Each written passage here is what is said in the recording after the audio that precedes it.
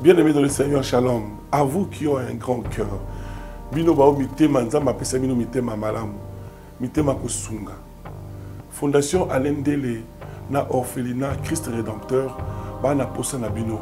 Bana posa lisungi na bino. Bano baboti bakenda. Bano bazala moya kotanga te. Bato bana besoin lisungi. Bino bato wala mitema malamu. To wana posa ya lisungi na bino na orphelinat Christ Rédempteur, la Katia Fondation Alendele. Kanise loko. Ezayo ndolo bakie. Ozanzambe ya bana bitike. Yo mokolo bakie. Osungaka basi bakufela mibali. Pona nini pasi ya boye o nzambe. Ils ont besoin de vous, de votre pain, de votre bouteille d'eau, de votre soutien. Et ça serait une bénédiction pour vous. Pour votre famille. Que Dieu vous bénisse. Soyez le bienvenu, fidèles téléspectateurs. Vous êtes en train de nous suivre partout dans le monde, en direct, sur votre chaîne de communication plus, 10e rue télévision, BRT télévision, plus de 14 chaînes. Vous êtes en train de nous prendre en relais aussi en direct sur notre chaîne YouTube au Centre TV. Delca Télévision et Communication Plus, on vous avait annoncé ces grands plateaux avec les têtes bien faites de la nation, de la République démocratique du Congo. Sur ces plateaux, nous avons l'honneur de recevoir pour la deuxième fois une tête bien faite de la République. Elle s'appelle Madame Marie-Josée Ifokou. Elle était candidate présidente de la République en 2018, aussi en 2023. Elle est présidente d'un parti politique ANC, c'est qui veut dire Alliance des élites pour un nouveau Congo. Soyez le bienvenu, Madame Marie-Josée. Merci, bonjour. Bonjour à tout le monde. Voilà. De l'autre côté, nous avons la présence de l'ancien gouverneur de la province du Maniema. Actuellement, il est sénateur. Il est au cadre de l'UDPS, parti au pouvoir. Monsieur les sénateurs Idriss Mangala, soyez le bienvenu. Merci beaucoup. Salut à tous les invités de notre chaîne de télévision. Merci. De l'autre côté, nous avons la présence de monsieur Ala Bolodjoa, un opposant radical. Il est coordonnateur de la nouvelle classe politique de l'opposition. Michel Bolodjoa, soyez le bienvenu. Merci en tout cas pour l'opportunité. Mes salutations à tous. Merci. À côté de vous, nous avons la présence de l'évangéliste Roger Baka, professeur de l'Université de la foi chrétienne, auteur de plusieurs livres. Monsieur Roger Baka, soyez le bienvenu. Merci et salutations à tout le monde. Merci. Voilà, avec vous, nous allons analyser un grand sujet qui concerne également la classe politique congolaise, la création rwandaise, les dialogues inclusifs, une solution durable pour une vraie paix dans l'Est du Congo. Cette question mérite de trouver des réponses parce qu'il y a ceux qui pensent la voie obligée, ce n'est pas des dialogues, il y a également d'autres qui pensent que les dialogues, c'est la voie royale. Face à cette question qui dérange l'opinion, je préfère donner la parole au sénateur Idrissa qui est de l'UDPS. Monsieur le sénateur, d'entrée des jeux, l'agression rwandaise, la crise, il semble que la crise s'est installée. Est-ce que vous, les régimes, vous confirmez d'abord qu'il y a crise en République du Congo? Oui, merci beaucoup, messieurs les journalistes. Je pense je devrais circonscrire ou situer cette situation à deux niveaux. Il y a d'abord agression, occupation de notre partie du territoire par une armée étrangère. Ça, c'est inévitable, tout le monde le sait. Et cette situation n'a pas commencé avec notre régime, c'est une situation qui date de plus de 30 ans. C'est-à-dire, c'est une situation qui a commencé avec le régime Mobutu en 1994, lorsque nous avons accordé notre hospitalité à nos frères et sœurs du pays voisin, le Rwanda, et cela nous a créé tout ce calvaire, ce que nous vivons aujourd'hui. Et la gestion de cette situation, de ce conflit, mérite une analyse approfondie. et un engagement, un esprit patriotique. Pas seulement,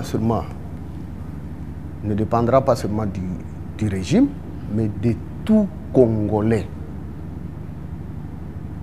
Mettons de côté nos égos.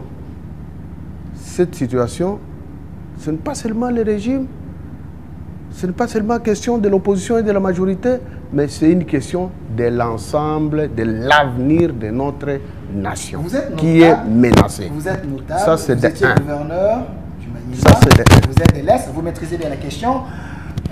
Répondez directement à ma question. Est-ce qu'il y a la crise? Mais je voudrais dire, et je le répète, la crise, c'est la conséquence de l'occupation de notre partie du territoire national. À ce qui concerne le fonctionnement de l'État, des institutions, je ne pense pas qu'il y a une crise. Mais les gens saisissent cette opportunité de l'agression, de l'occupation, de l'envahissement de notre territoire, et maintenant, les gens sautent ici et essayent de généraliser cette situation en disant que non, en interne, il y a crise. Avant votre gestion, avant votre gestion au pouvoir, est-ce qu'il y avait la crise qu'on a aujourd'hui? Parce que les gens pensent que c'est votre gestion, votre manière de faire, vos mauvaises décisions, c'est ce qui nous a amené jusqu'à cette crise ici. Que vous n'acceptez pas, que vous êtes des coupables. Est-ce que l'opinion congolaise a connu le mot M23 à travers le régime du président Tshisekedi? La rébellion M23 a commencé avec le régime du président Tshisekedi. Ou bien, c'est une rébellion qui existait depuis. Je pense que la crise a commencé depuis 1994 et a exacerbé avec l'entrée de l'AFDEL, avec sa, entre parenthèses, soi-disant libération du Congo, et profitant de la naïveté du peuple congolais, comme nous étions tellement fatigués avec le régime dictatorial du président Mobutu, parti unique, et les Congolais ont cru que non, c'est lui qui vient, parce que les Rwandais se sont cachés derrière les Congolais, un fils congolais que tout le monde le sait, Laurent Désiré Kabila, qui contestait le régime de Mobutu pendant une certaine période et qui a refait surface, et tous les Congolais ont cru que non, c'est un libérateur. Et nous l'avons accueilli avec brio. Mais arrivé à la tête du pays, ce que les Congolais ont vu, ont vécu, il y a un seul homme qui a commencé à contester cette présence, c'est le docteur Tshisekedi Wamulumba. 6 jours après l'occupation de la capitale congolaise par les troupes rwandaises, ougandaises, burundaises, une très grande coalition. Et à ce moment-là, Frank Sédélimité avait dénoncé, avait dit à son frère que mon frère est pris en otage par les ennemis de la démocratie. C'est en ces termes que Frank Sédélimité avait appelé. Mon frère est pris en otage par les ennemis de la démocratie.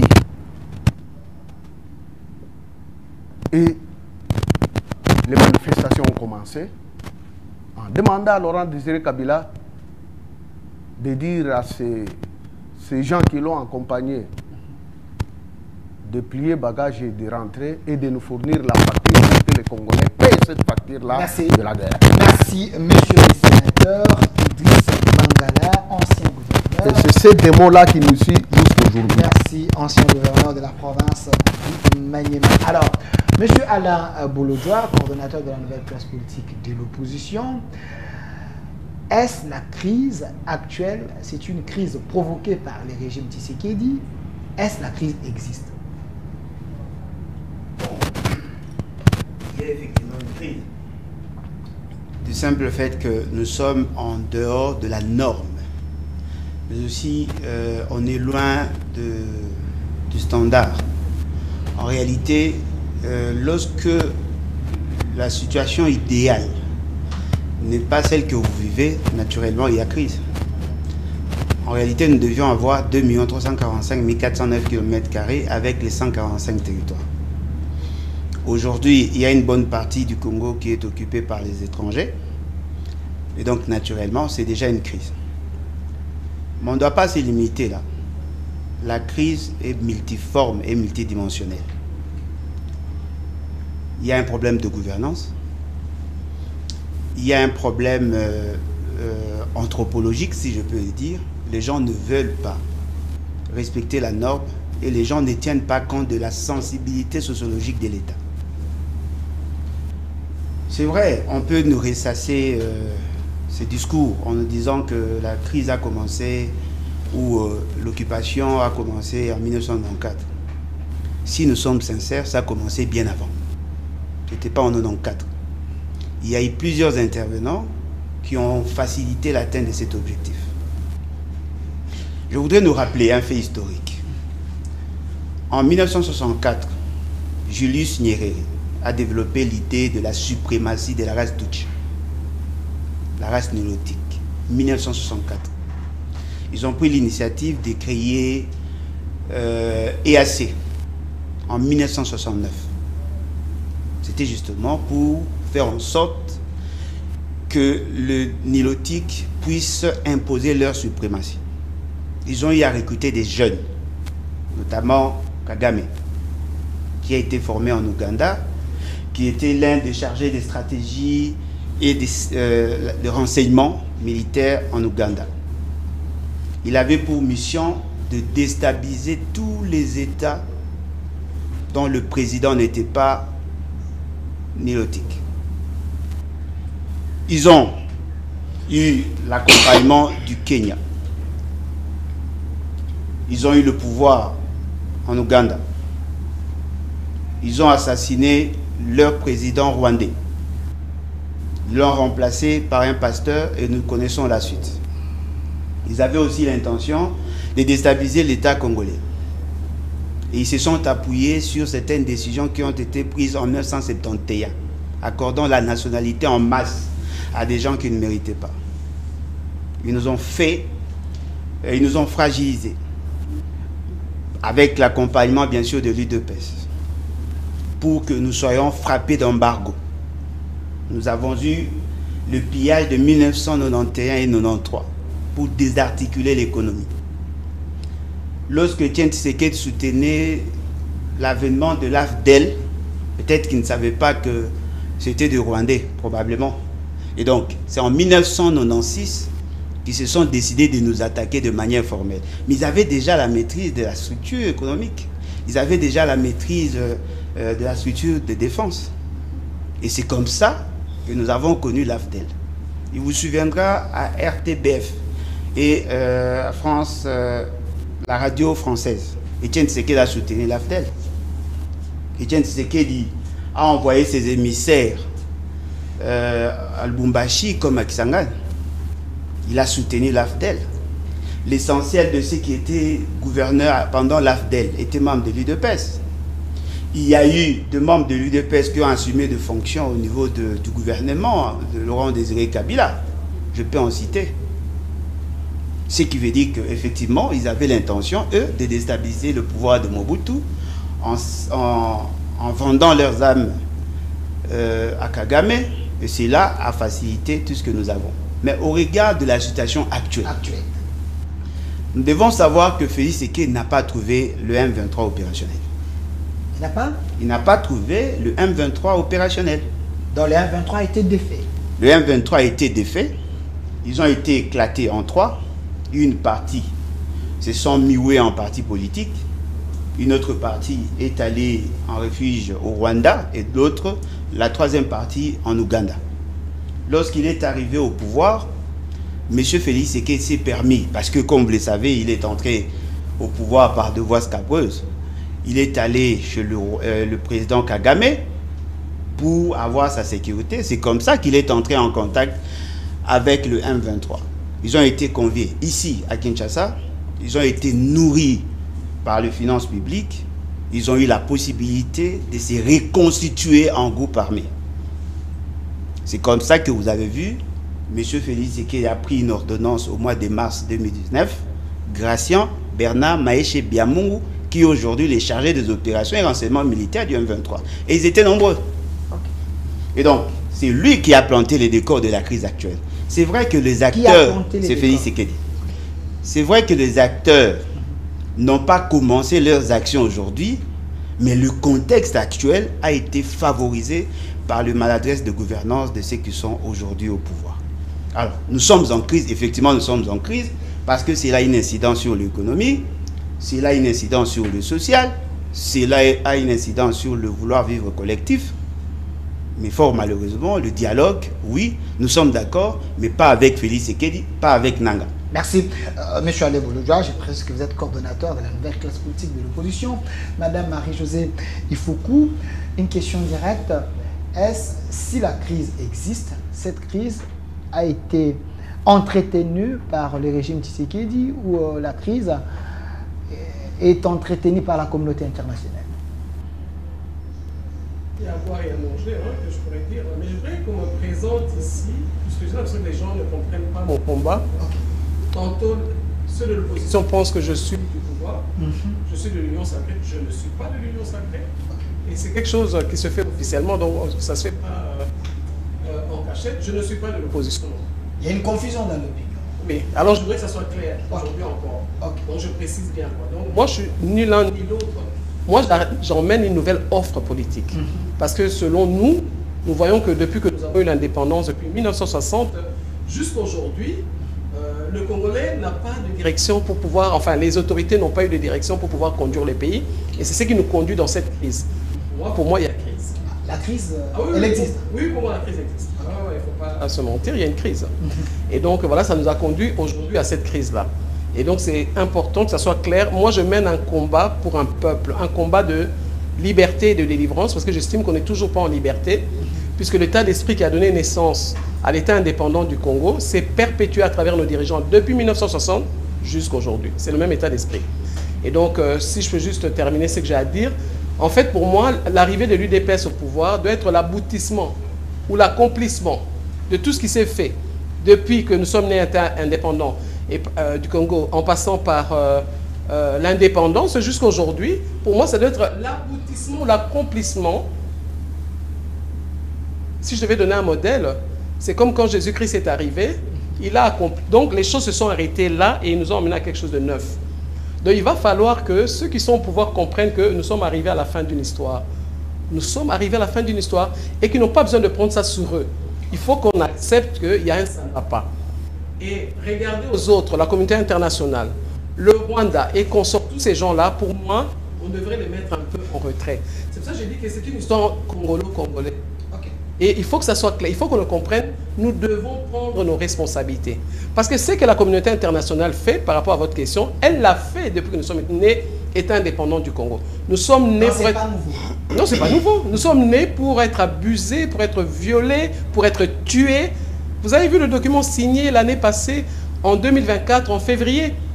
Est-ce que le pouvoir n'était pas en place? Est-ce que les Congolais n'étaient pas là? Est-ce que l'Église n'était pas là pour lire ce document-là? Que la communauté internationale, à travers l'Union européenne, a donné mandat au Rwanda. Hein, je ne nie pas tout ce qu'ils ont dit avant. Hein. J'accepte tout ce que vous avez dit, j'accepte ce qu'il a dit aussi. Et en 2024, l'Union européenne donne un mandat au Rwanda pour qu'ils viennent nous exterminer et piller nos richesses. On parle d'économie aussi là, pour piller nos richesses. Qu'est-ce qu'on a fait? S'il vous plaît, qu'est-ce qu'on a fait? Je parle bien de nous tous, hein, que ce soit l'opposition, que ce soit l'Église, que ce soit nous-mêmes qui nous considérons tout simplement... les centristes. Même pas centristes, parce que centriste, c'est-à-dire qu'on se met dans un mouvement politique. Moi, je sors de là parce qu'en réalité, il n'y a pas de politique. En réalité, au Congo. Il n'y a pas de politique, parce que même la politique a des règles. C'est quand même fort retirer. Vous risquez d'énerver les politiciens. Non, non, non, je ne veux pas retirer, parce que le problème congolais, c'est la classe politique. Pour moi, le problème du Congo, ce sont nos parents... En partant de nos parents depuis l'indépendance jusqu'à aujourd'hui, c'est la classe politique qui est le problème du Congo. C'est eux qui nous mettent dans cette situation-là. Tout un peuple, 100 millions de gens, qui passent à suivre 100 personnes, qui changent de régime en régime. Aujourd'hui, on est, quand je vous dis qu'on est à l'aboutissement d'un système, On voit aujourd'hui, regardez la couleur de l'opposition aujourd'hui. Mais c'est des gens qui étaient déjà avec l'autre opposition à l'époque, qui était l'UDPS. Okay. Aujourd'hui, ils se sont mis tous ensemble. Et derrière qui? Derrière Kabila, qui a fait 18 ans au pouvoir et qui veut revenir. Derrière Nanga, qui dit avoir fait un deal avec Félix Tshisekedi, et il n'est pas content. Le gars, il est fâché, et il va à l'Est pour aller tuer ses frères, marcher sur les morts et revenir au pouvoir. De quoi on parle? Donc moi, c'est de ça que je voudrais réveiller un peu la population congolaise, qu'elle arrête de suivre les gens parce qu'il est Mukongo, Muluba, Mungala ou je ne sais pas moi quoi, qu'on arrête ça parce qu'il va falloir que la population comprenne aussi le message qu'on est en train de leur faire comprendre. Donc bref, juste pour chuter, regardez à la communauté internationale, franchement pour moi, c'est le cadet de mes soucis parce qu'ils sont complices. La balkanisation, là vient d'eux. Ils sont complices de ce qui se passe aujourd'hui. Donc n'oubliez pas, je vous ai dit, le partenariat qu'ils ont fait avec le Rwanda officiellement, devant tout le monde, c'est-à-dire qu'ils n'en ont rien à cirer de nous et de nos morts.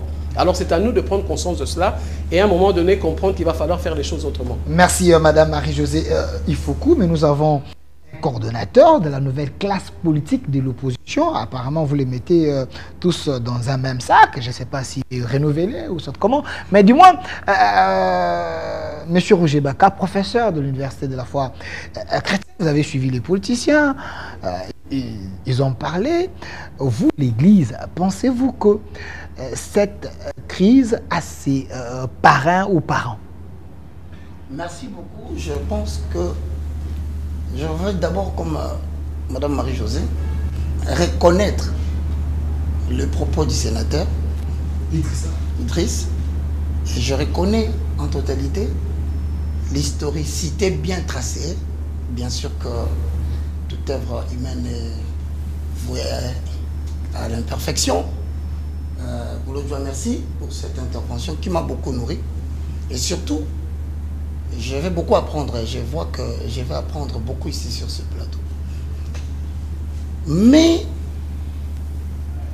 je vais dire quelque chose de très grave. Cette crise, il y a crise ou pas, mais il faut être ivoirien pour ne pas voir.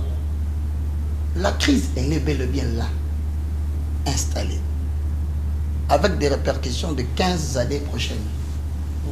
Cette crise va engager 15 années de la République démocratique. Si c'est moins, pour qu'on en sorte, c'est pas 15, ça peut aller au-delà. Vous risquez de devenir un prophète de malheur. Ce n'est pas de la prophétie, je fais de l'analyse. Okay. Maintenant, je vais prendre un point qui est, peut-être Madame Marie-Josée a estimé qu'elle ne voulait pas baigner dans ce taux-là. Je vais parler des vraies causes de cette guerre. Nous avons des causes que j'appelle externes et des causes internes. Quand je suis le sénateur, il est dans des causes internes. Quand je suis Boulodjoua, il est dans des causes liées à la sous-région et aussi de manière interne. Quand je suis Maman Marie-Josée, elle est claire, elle explique très bien que d'une manière ou d'une autre, tous, nous avons subi une injustice qui existe depuis la belle époque. Pris sous cet angle, je voudrais demander aux uns et aux autres, il faut vous calmer. Pourquoi? Parce que la plus grande cause que la RDC est en train de subir, c'est une cause géopolitique mondiale. Nous avons donné des dates, mais je rentre dans une date beaucoup plus grave, 1945. C'est la fin de la Deuxième Guerre mondiale. Qu'est-ce qui se passe? Il s'est fait que le gendarme mondial qui a mis fin à la Deuxième Guerre mondiale, mais c'est les États-Unis d'Amérique. Tout est calqué sur le dollar américain. Le pétrole, les minéraux, les matières premières, partout dans le monde, c'est le gouverneur mondial, c'est les États-Unis. Qu'est-ce qui se passe? Il faudrait mettre un ordre pour la survie, n'est-ce pas, économique des États forts. C'est ainsi qu'avec la communauté, telle que Mme Marie-Josée vient de le dire, l'Union européenne et tout consort, vont se décider de mettre en place un mécanisme. En quoi consiste ce mécanisme? En l'approvisionnement de minéraux stratégiques, critiques, partout dans le monde, vous devez mettre en place l'ordre mondial qui consiste à approvisionner et surtout, je vous rappelle, à sécuriser cet approvisionnement pour que ces États-là puissent survivre. Il se fait que par rapport au sursaut technologique, je vous dis sincèrement, il est impossible de parler de la crise de la RDC sans tenir compte de la sous-région, sans tenir compte du gouvernement mondial qui nous dirige. Dolphin, le lithium, le cobalt, les coltan, pour ne citer que ces minéraux.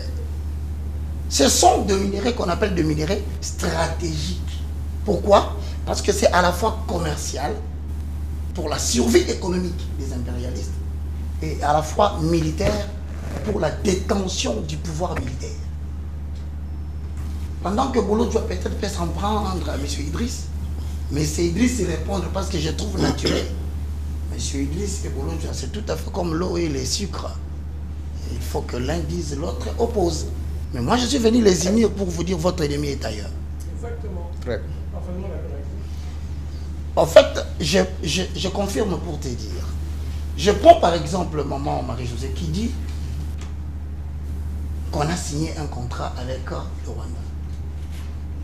Mon ami, il ne s'agit pas seulement d'un contrat.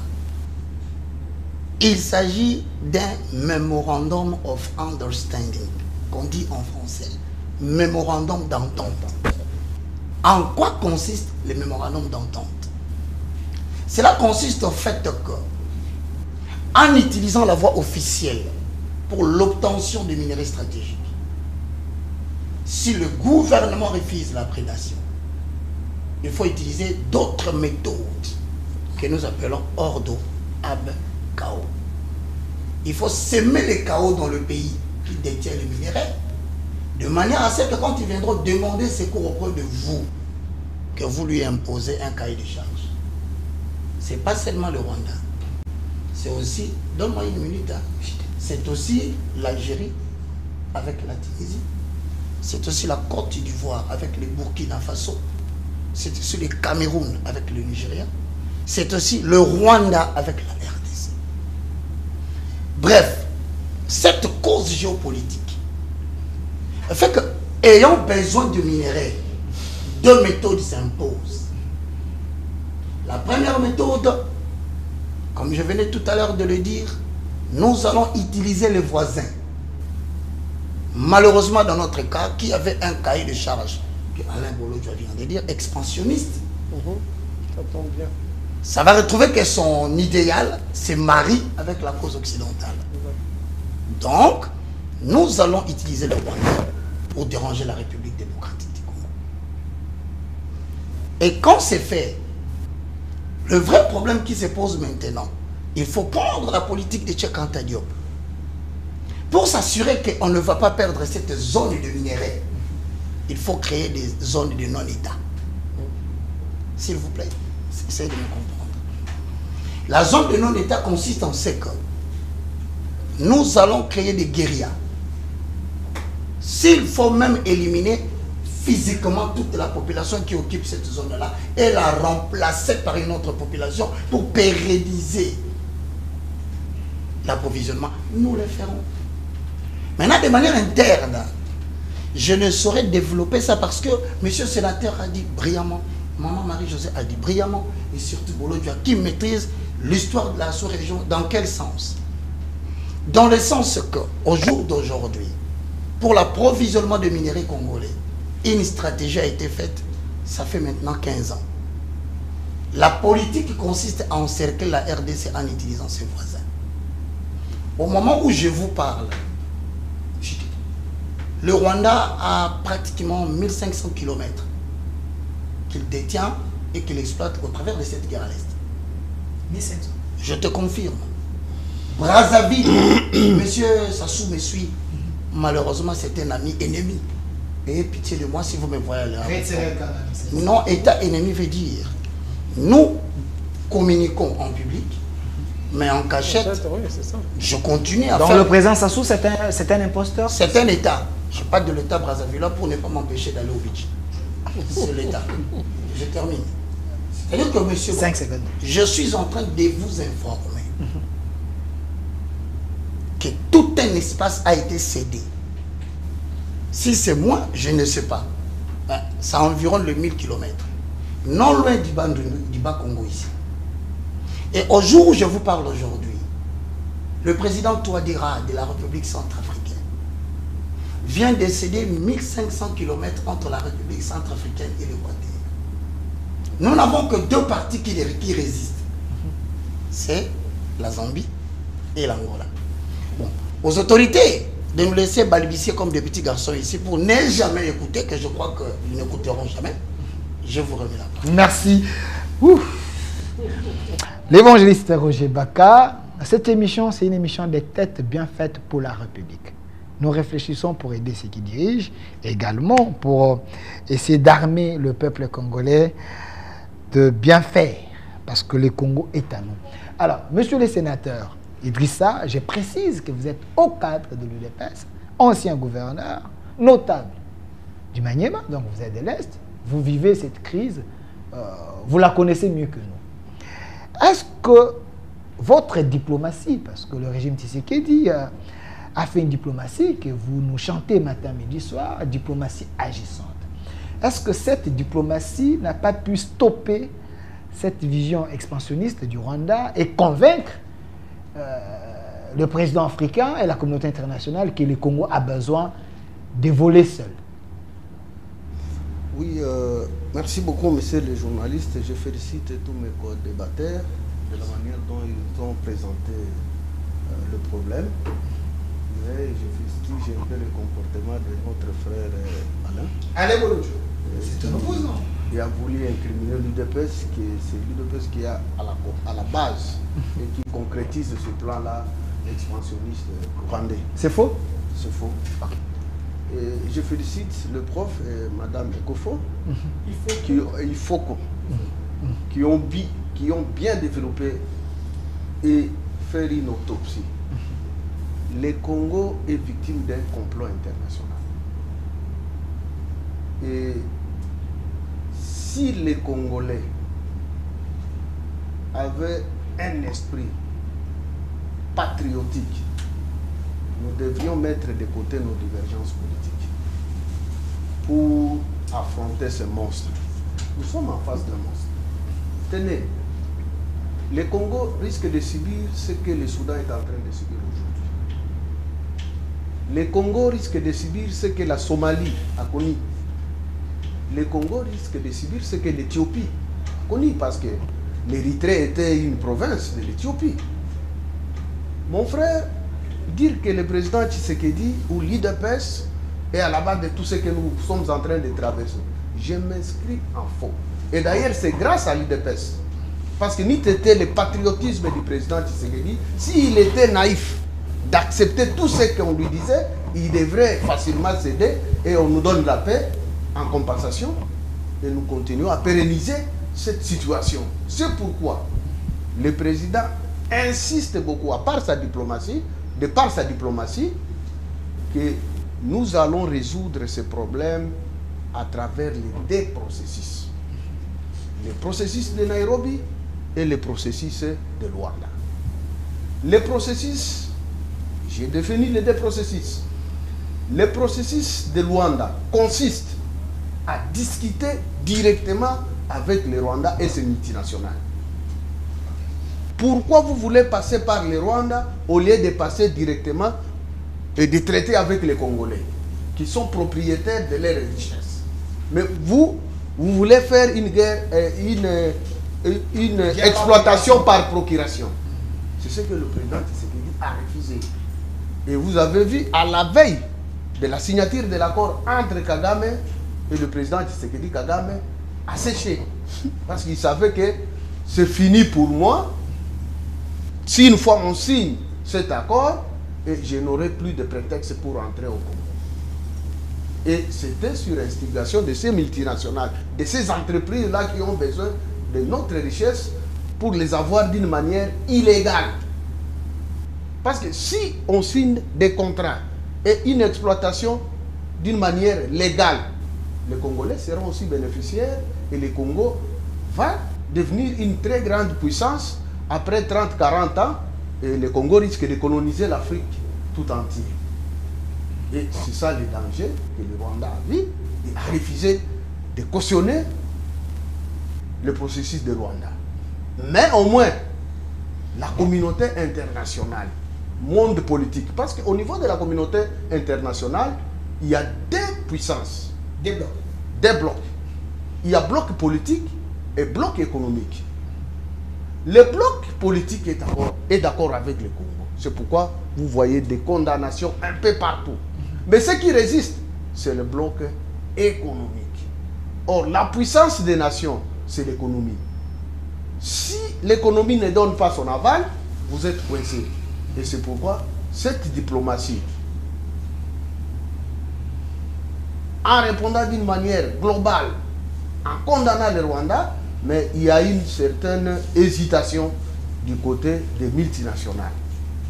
Et c'est à ce moment-là, nous devons attaquer et convaincre ces multinationales que la terre rwandaise n'est pas propice. Parce que c'est lui qui prépare la nourriture. Le champ de cette nourriture que vous avez, c'est le Congo. Mais Venez au Congo. J'ai vu au Mais Rwanda, malheureusement, j'ai c'est vu au Rwanda multinational. les mines rwandais, parce que Paul Kagame a invité même France 24 en disant que chez lui, il a des mines, lui aussi, le Rwanda produit. Il y en On n'a a pas. vu les images. Nous allons voir comme madame avait soulevé la question de mémorandum là d'attente. Pourquoi seulement avec le Rwanda? Est-ce que le Rwanda, il y a des coltans? Les coltans, c'est les minerais stratégiques recherchés. Et je passe au deuxième, le processus de Nairobi. Ce processus de Nairobi, c'est un processus qui met ensemble tous les groupes armés qui équipent l'Est du Congo. Plus de 150, et nous allons jusqu'à 200 groupes armés. Ce n'est pas le président Tshisekedi et ces groupes armés n'ont pas connu, n'ont pas été installés à partir du régime Tshisekedi. Nous les avons trouvés. Okay. Et moi-même, j'avais résolu un problème de ces groupes armés. Dans ma province, il y a au moins 10 groupes armés. En étant gouverneur. En étant gouverneur, financés par les régimes passés de Kabila. Vous dites, Moi, je vous l'ai dit, honnêtement. Ok. Donc Kabila a financé les groupes armés, mais il était président, c'est lui qui voulait qu'il y ait la paix. Comment Mais écoutez, c'est une guerre économique. Ces multinationales ne veulent pas entrer par la porte officielle. Il faut qu'ils exploitent nos richesses d'une manière illégale. Ça va empêcher aux Congolais d'avoir de la richesse pour s'organiser. Voyez, on a déstructuré l'administration congolaise, l'armée, la sécurité et consorts. Parce que M. Alain a dit une chose, mais lui-même s'est contredit. Ok. Parce que moi j'avais dit, notre malheur c'est à partir de 94, parce que nous avons réussi les réfugiés, et officiellement, comme le prof a dit, en 96, nous avons connu une première attaque de l'AFDER. Et cette guerre-là a essayé un peu de déstructurer notre armée. Aujourd'hui, l'âme, la force d'une nation, c'est son armée. Notre âme de l'armée congolaise n'existe plus. Les Rwandais ont mené une politique pour que les Congolais n'aient pas une armée. Voyez tous les généraux, les officiers, ce sont les produits de James Kabarebe. Mais le président avait dit, il avait trouvé une armée structurée. Il avait trouvé une armée structurée. La vidéo existe. Moi, je suis sénateur. Nous recevons le ministre. Et j'ai eu l'avantage d'être gouverneur de province. Moi, je vous dis, nous avons des officiers de nom. Sans froid aux yeux. Vous savez comment les Rwandais faisaient? Ils vous trouvent, vous êtes lieutenant pendant la guerre de 96. Je dois vous relater. Laisse-moi un peu de temps. 96, Kabila prend le pouvoir. Les techniciens de guerre, c'était des Rwandais, des Ougandais, des Burundais et consorts, qui commandaient la guerre. Kabila s'est donné le plaisir de recruter les Kadogo sans formation. Ils arrivent à Kinshasa, ils prennent le pays. La première des choses, c'est déneutraliser l'armée qui était formée de Mobutu. Tous les officiers, presque tués, les aguerris, les militaires, béret rouge, béret vert et consorts, à Kitona, les éparpillés un peu partout au Congo, et cette armée a disparu. Du coup, Kabila a dit non, les Rwandais, vous devez rentrer. Il est resté avec quelle sorte d'armée dans notre pays? Les Kadogo recrutés d'une manière ramassée. Et ce sont les mêmes Kadogo qu'on a commencé à les donner des galons. Tel est devenu colonel, tel est devenu général, tel, sans breveter militaire. Donc, notre armée est restée avec des officiers de nos sans formation. Oui, c'était la stratégie. Non, écoutez, non, c'est pourquoi le président a fait voter cette loi de programmation militaire. Wow. On ne nous a pas laissé le temps de s'organiser, madame. Ça, je vous le dis honnêtement. Nous avons les soucis d'organiser ce pays, mais on ne nous a pas laissé, connaissant les stratégies des Rwandais. À une année, 5 secondes. Bougnagana tombe et consort. Le président s'est beaucoup donné. Il a donné des logistiques et consort. Vous avez vu comment ils ont laissé la logistique à Goma. C'est l'argent des contribuables congolais. Merci. Merci, monsieur le sénateur. Je vous ai donné suffisamment de temps. Je ne peux pas que le public me tienne rigueur. Je veux que chaque invité puisse avoir suffisamment de temps. Mais Alain Bouloudjoa, est-ce la diplomatie du régime Tshisekedi? C'est une diplomatie qui nous donne l'espoir que nous pouvons quand même s'en sortir, avoir des solutions plus efficaces. Bon, je ne sais pas si la diplomatie doit se faire au niveau interne, certainement au niveau international. Qu'est-ce que nous entendons d'abord par la communauté internationale? Apparemment, nous sommes membres de la communauté internationale. Et je ne sais pas s'il y a un État qui pourrait s'investir pour permettre à ce que le pays se développe. Notre pays. En tout cas, c'est naïf de notre part de croire qu'il y aurait des États qui viendraient nous soutenir pour que nous sortions de la crise. Et cette manière de se lamenter prouve à suffisance qu'on manque cette intelligence situationnelle à même de nous pousser à nous hisser au niveau des enjeux mondiaux. Moi, je ne me plains pas. Okay. Je sais que les Américains auront besoin de nos matières. Je ne me plains pas. Je sais que les Rwandais auront éventuellement développé les réflexes d'avoir notre territoire. Je ne me plains pas. Parce que je sais que c'est un fait naturel. Mais je me plains par contre de cette absence d'intelligence à même de faire face à ces enjeux et de nous imposer. Ça, c'est comme la gazelle qui veut se plaindre devant les léopards. Pourquoi voulez-vous me manger? Mais justement parce que il doit vous manger pour survivre. Exact. Mais qu'est-ce que vous faites? Moi, je ne sens pas cette intelligence-là. Je vois les pleurnichards à la tête du pays, des gens qui se plaignent, mais qui ne savent pas s'adapter et imposer leur volonté. Je vous donne juste les cas. Okay.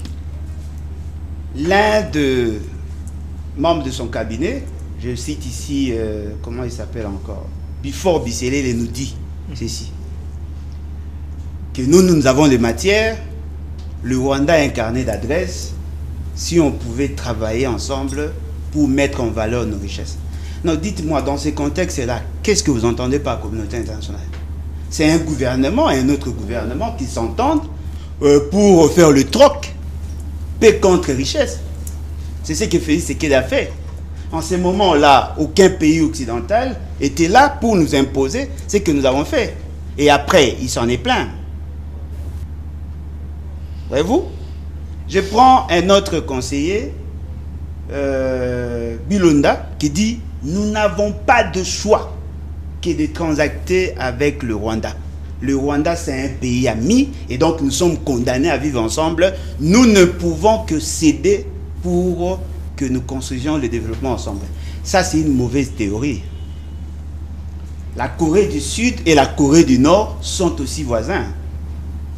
Mais aucune Corée n'impose à l'autre le vouloir vivre collectif. On ne peut pas imposer l'indivision. Nous ne sommes pas obligés de transacter avec le Rwanda. Nous ne sommes pas obligés. Mais ce n'est plus le cas. Hein. C'est nous, par contre, qui menons... Ce n'est plus le cas. Le président insiste. Non, mais pourquoi insistez-vous sur lui parce qu'il est problème?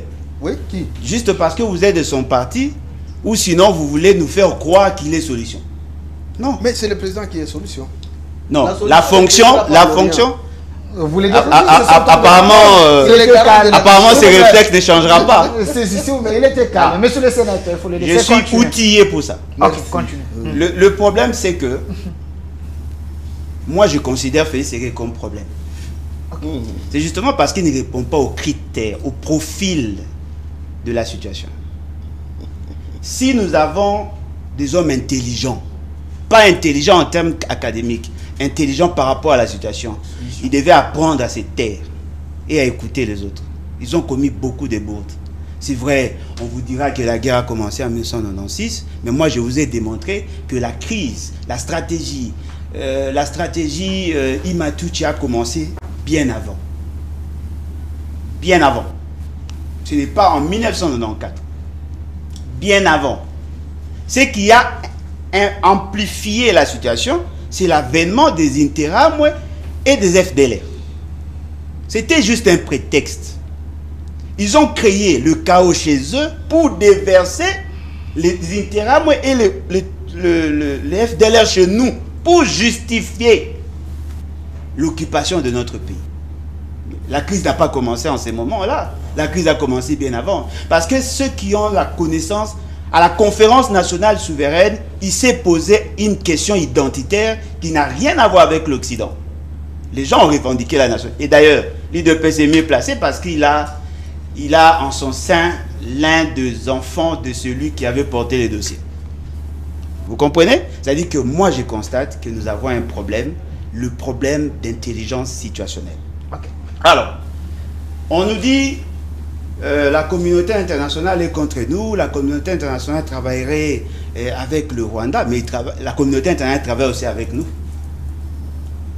Parce que dans cette diplomatie, M. Félix Ségué a signé des accords avec le Qatar, avec l'Émirat arabe uni. Peuvent-ils nous dire quelle est la source du financement des opérations économiques ou des actions économiques du Rwanda?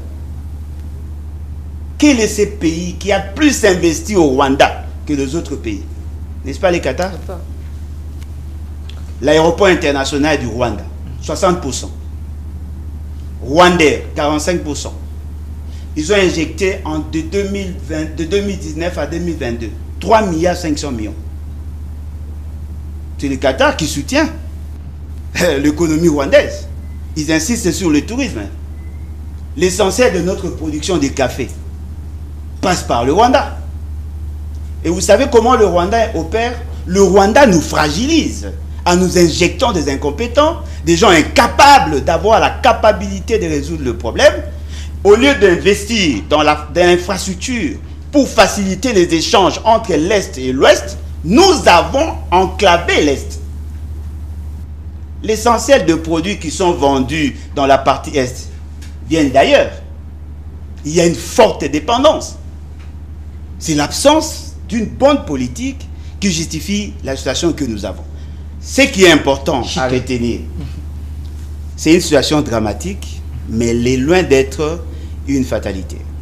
Nous pouvons solutionner le problème, à condition que les apépristes ne soient plus à la tête du pays, que nous permettions à la nouvelle classe politique d'accéder au pouvoir avec une nouvelle donne, et on va solutionner le problème. Merci. Au lieu de dire non, ce sont les autres, mais vous aussi vous avez posé des actes. Parce que, s'il vous plaît, 5 secondes. lorsque M. Félix Ségué dit en son temps, Président Félix Ségué. ah, c'est une obligation constitutionnelle? Non. Ok, voilà. Il est le chef de l'État, il est démocratique. Mais je ne suis pas obligé de l'appeler à chaque fois chef de l'État, chef de l'État. Il est président. Mais je ne suis pas obligé. De ceux qui l'ont élu et non. Non, suis-je obligé? Non. Alors, je voudrais nous dire ceci. Vous devenez rebelle. S'il vous plaît. Ah bon? Vous les laissez continuer. Voilà pourquoi j'ai dit. S'il vous plaît. Il nous sera difficile de solutionner le problème parce que les gens veulent fermer les yeux lorsqu'on parle des grandes questions. C'est que moi je voudrais. 5 secondes.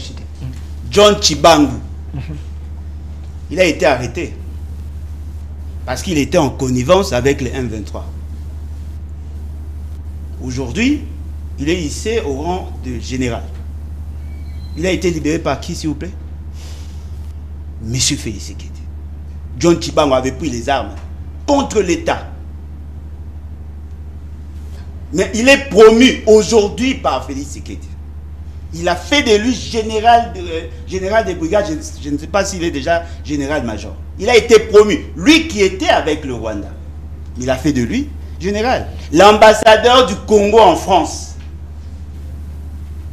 il était rebelle. On a fait de lui ambassadeur en France. Mais apparemment, tous ceux qui ont pris les armes sont promus par Félix Tshisekedi. On peut comprendre que dans l'armée, il y avait infiltration. Mais pourquoi continuer avec le même personne, Bemba qui a travaillé avec l'Ouganda, vous faites de lui vice-premier ministre, tous ceux qui ont pris les armes dans son pays sont aujourd'hui copains comme cochons avec Félix Tshisekedi. Merci.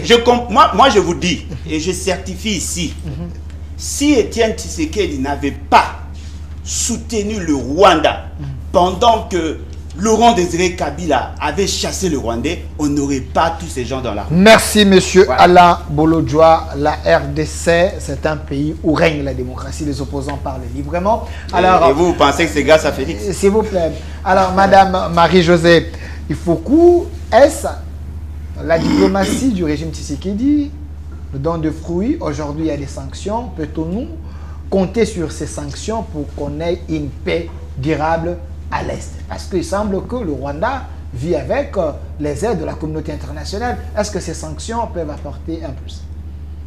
Moi, je suis dans un autre état d'esprit, comme je vous ai dit tout à l'heure. Notre vision, c'est la rupture du système de prédation par notre valet africain ici, congolais, pour la renaissance du Congo. La combolisation. C'est ça la combolisation. La rupture du système de prédation qui a vu le jour depuis l'État indépendant du Congo et qui s'est perpétué à travers le dirigeant jusqu'à aujourd'hui. Pour se séparer de cela, pour rompre avec ce système, on passe par la combolisation et qui donnera naissance à une nouvelle république. Parce qu'en réalité, quand je suis, que ce soit le sénateur, que ce soit M. Bolodjoa, quelque part, on n'a pas d'État. On n'a pas un État. Parce que même quand vous me posez la question par rapport aux solutions vis-à-vis de la communauté internationale, de l'Union européenne, les sanctions, tout ça, moi, je ne suis même pas tout ça. Parce que c'est comme si on était un peu inconscient, comme si on ne comprenait pas les enjeux mondiaux. C'est ça que moi je vois. Et même aujourd'hui, aller verser du côté des États-Unis, ce n'est pas un problème. Parce que chaque État a toujours des alliances, des partenariats avec les plus forts. Ok? Vous avez suivi tout à l'heure, je l'appellerai le professeur, qui nous a expliqué un peu, oui, en 1945, lorsqu'il y a eu la fin de la guerre, la Deuxième Guerre mondiale, c'était les États-Unis qui étaient sortis de là victorieux. Aujourd'hui, avec l'arrivée de Trump, ils sont encore victorieux. Il veut créer un nouvel ordre mondial encore. Ok? Et il met tout le monde à genoux. Alors imaginez quelqu'un comme nous, là, le Congo, un pays qui n'a pas d'État. On n'a pas d'État, il faudrait le reconnaître. Même les exemples qu'il a donnés. Mais ça c'est fort si vous dites qu'on n'a pas d'État. Oui, nous avons. L'État existe. Non, moi je veux le dire. Ça c'est mon avis. C'est ça que je dis que moi je me mets hors combat politique.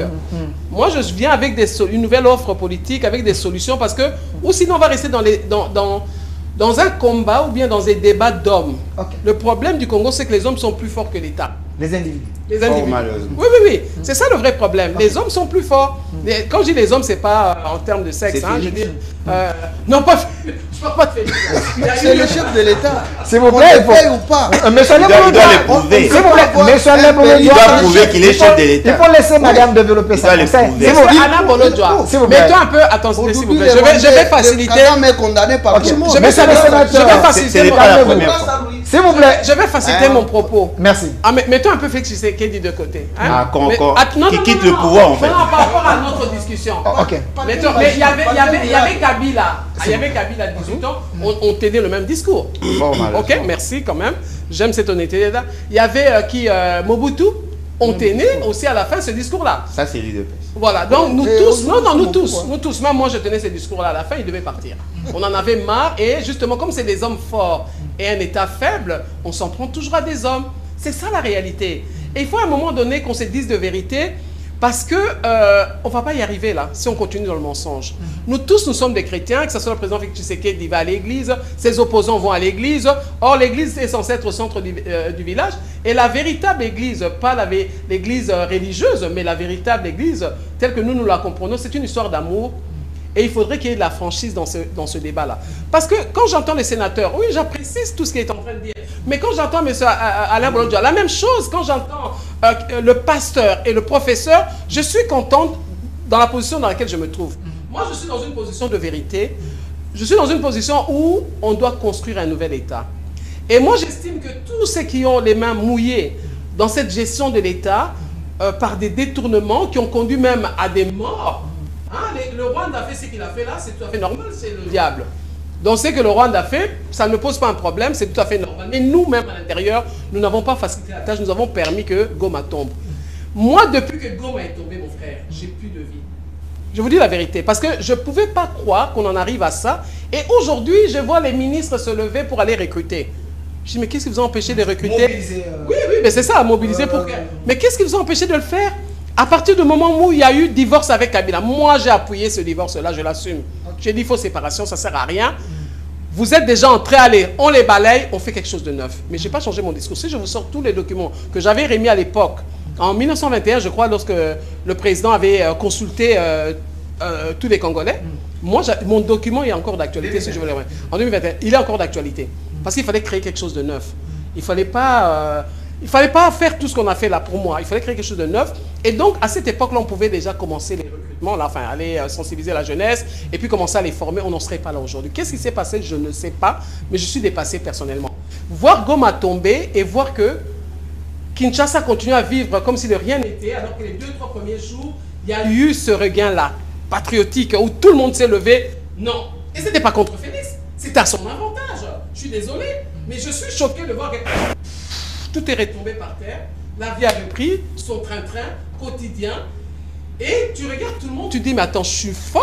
Ou bien c'est vous qui êtes fou là? On est en guerre, je suis désolé. Moi, me poser cette question-là par rapport aux résolutions que prennent la communauté internationale, j'en ai rien à cirer pour l'instant. C'est très bien.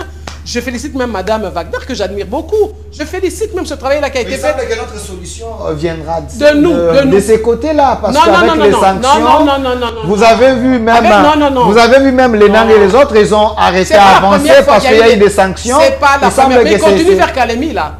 Il continue vers Kalemi, restez dans la distraction, il continue vers Kalemi. Il faut vous arrêter. pensez que le pouvoir est dans la distraction? Mais puisque vous dites que ça va arrêter, ça a arrêté quoi? Ils sont en train de continuer vers Kalemi. Mais pourquoi nous on doit toujours attendre? Mais il y a 10 jours, les États-Unis et l'Union européenne, ils ont donné 10 jours à Nanga et au Rwanda de se retirer au Congo. Donc on attend, on observe. Vous savez que les gens nous regardent comme des enfants. Hein? Ils sont choqués de notre comportement à espérer vis-à-vis des gens qui sont derrière tout ce monde-là. Comment le Rwanda arrive à nous attaquer? Quels moyens le Rwanda a à nous attaquer?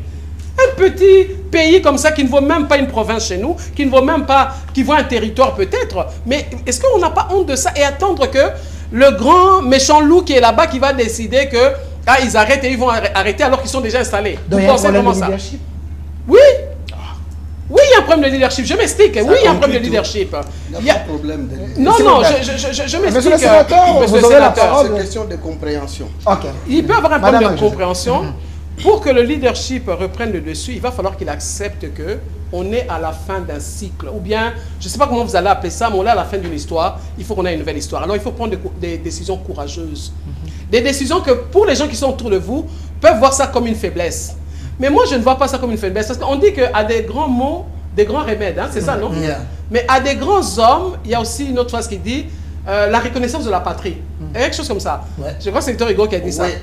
Hein? Au grand homme, la reconnaissance de la patrie. Exactement. Et moi, j'appelle Félix Tshisekedi aujourd'hui à être ce grand homme-là pour que la patrie reconnaisse qu'il ne sera sorti. Oui, mais non, je parle de maintenant. Qui devienne grand homme maintenant. Il est grand homme. Monsieur Bolodja, arrêtez de perturber les gens. Vous savez, un homme est toujours conseillé par son entourage. Un homme, même vous, même moi, même si on a quelque chose en nous, chacun d'entre nous, mais c'est toujours l'entourage qui accompagne un chef. Sans un bon conseil, on peut aussi taper à côté, quoi. Donc pour moi, j'ai foi que, par rapport à l'expression que je viens de vous dire, au grand homme aussi, la patrie peut être reconnaissante. Donc, il va falloir que le président Félix Tshisekedi, parce que si ce n'est pas lui qui prend cette décision-là, qui va le prendre? Parce que quand je vous entends dire qu'on le mette de côté, moi je suis Non, pas c'est dans vous qui avez dit. Non, c'est vous qui avez dit. Non, tout à l'heure. Non. C'est vous qui avez dit qu'on veut aller au dialogue sans lui. Moi, je suis pas dans oui, c'est ça. Moi, je suis pas dans cet état d'esprit parce que on va aller au dialogue. On est en guerre là. Restons qu'on est en guerre. On va au dialogue, on s'assoit. Maintenant, qui va décider qui va être président? Pour moi, ça sera de la distraction. Il y a déjà un président qui est là. Peu importe le débat qu'on peut dire, pour moi, le président de la République est là. Mais moi, façon à moi de voir les choses, c'est pas comme son entourage, qui ne me supporte pas d'ailleurs, parce qu'ils n'aiment pas qu'on dise la vérité. Moi, la vérité dont je parle ici, c'est pour un peuple. C'est pour une délivrance. C'est pour une liberté définitive. On doit passer à autre chose. Et c'est pour ça que je demandais au président Félix Tshisekedi, débarrasse-nous d'abord de tout ce monde-là inutile qui nous font perdre du temps. Et moi, j'ai dit qu'il fasse une déclaration d'un état d'urgence. Mais on est en guerre. Il faut qu'il fasse cette déclaration-là. Et il y a certaines institutions qui doivent tomber. Parce que nous avons des institutions qui ne nous servent à rien, qui sont budgétivores, qui sont là spectaculaires. Donc, ils sont tous en train de regarder qu'est-ce qui va se passer, c'est quoi la suite. Donc, la plupart des institutions sont tombées d'elles-mêmes.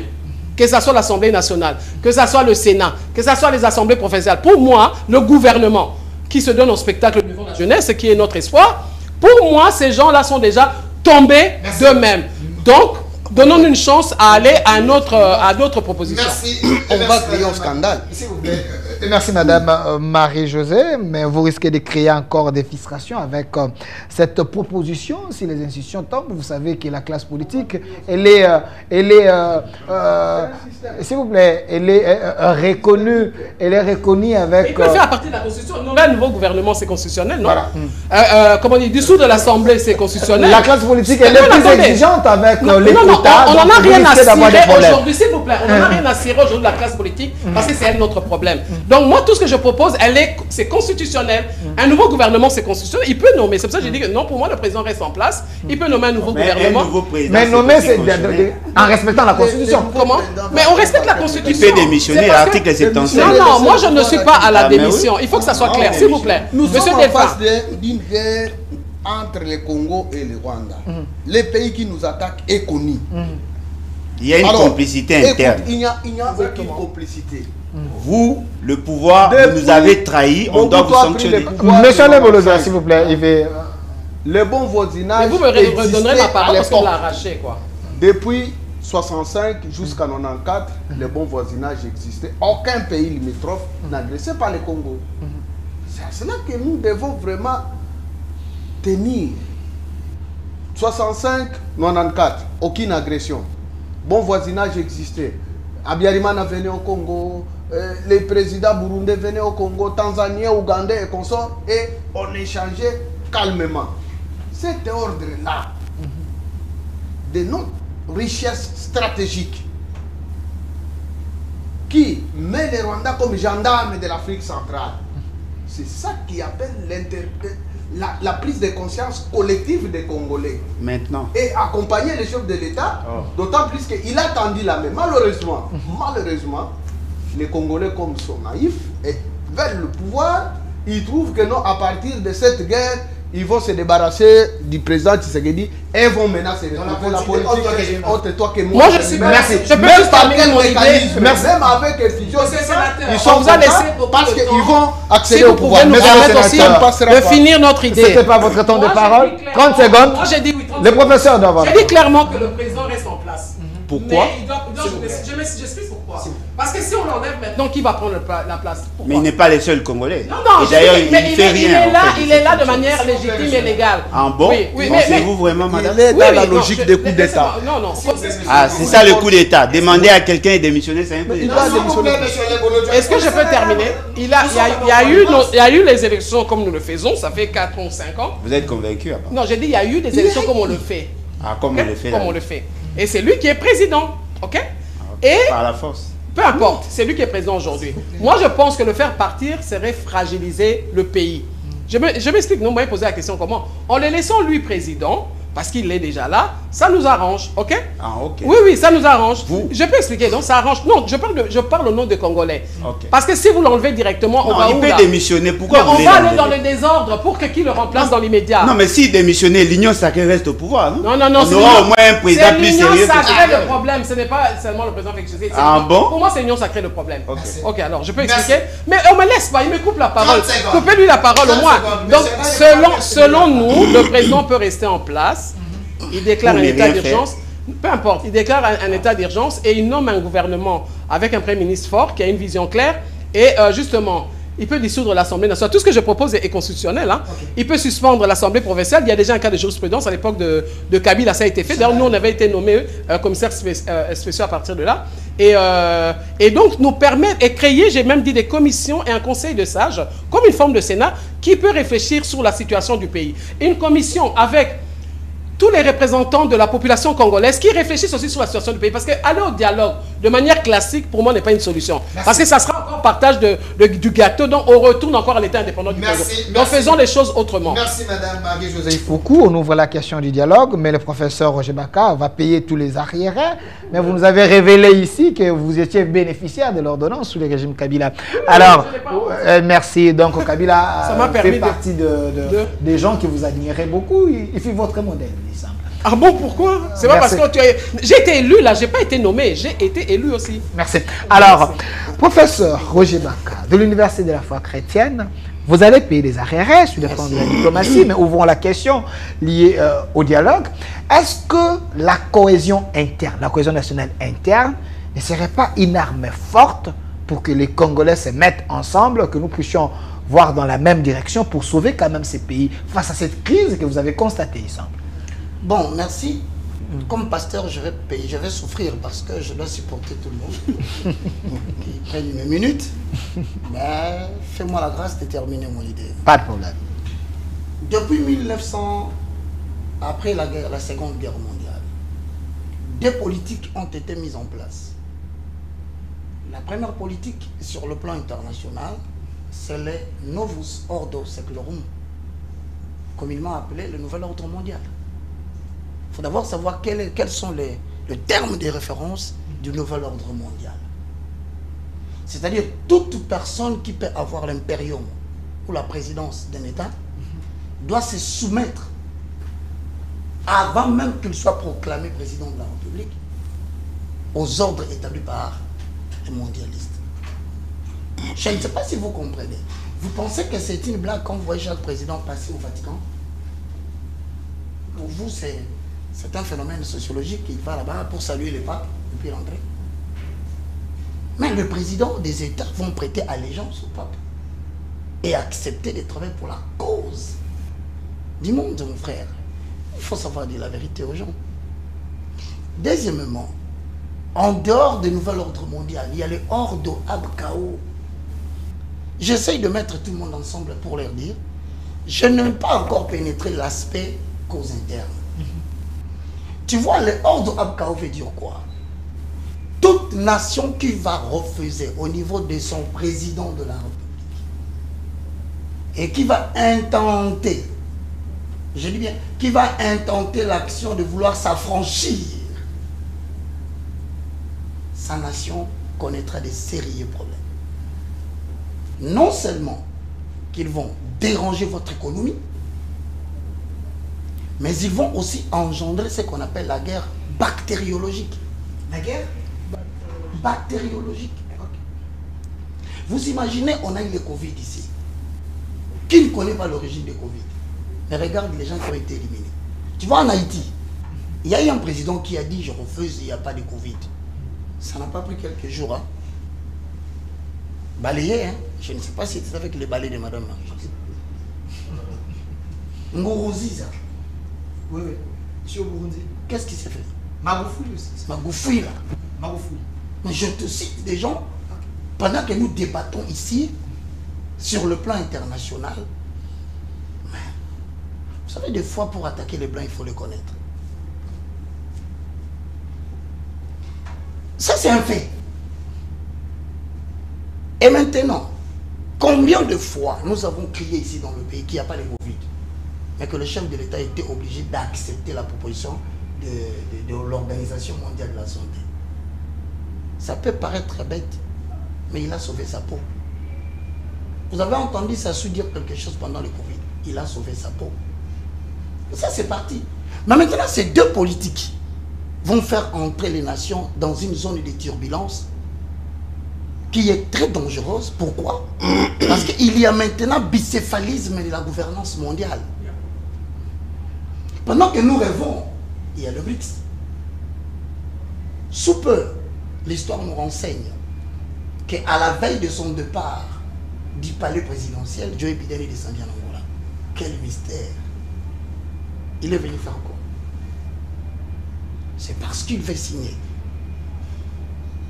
à peu près 15 000 km de voies ferrées pour déboucher ou de Lobito jusqu'au Kolwezi.